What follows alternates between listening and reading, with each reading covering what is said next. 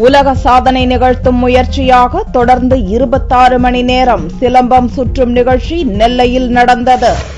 நெல்லை தவோ medical school foundation சார்பில் சிலம்பம் வீச்சில் ஆர்வமுள்ளவர்கள் பங்கேற்ற சிலம்பம் சுற்றும் நிகழ்ச்சி நடந்தது. உலக சாதனை நிகழ்த்தும் முயற்சியாக தொடர்ந்து 26 மணி நேரம் சிலம்பம் சுழற்றும் வகையில் இந்நிகழ்ச்சிக்கு ஏற்பாடு செய்யப்பட்டிருந்தது. சனிக்கிழமை மாலை துவங்கிய இந்நிகழ்ச்சிக்கு கின்னஸ் சாதனையாளர் ராஜேந்திரன் முன்னிலை வகித்தார். இப்போட்டியில் 6 வயது முதல் 80 வயது நிறைவடைந்தவர்கள் வரை 1000த்திற்கும் மேற்பட்டோர் ஆர்வமுடன் பங்கேற்றனர்.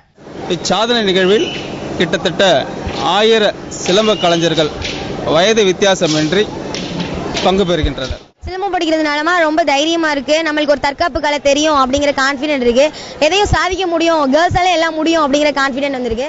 1 மணி நேரத்திற்கு ஒரு வீரர் வீதம் இரவு பகலாக தொடர்ந்து ஞாயிறு மாலை 7 மணி வரை சிலம்பம் சுழற்றி தங்களது திறமைகளை வீரர்கள் வெளிப்படுத்தினர்.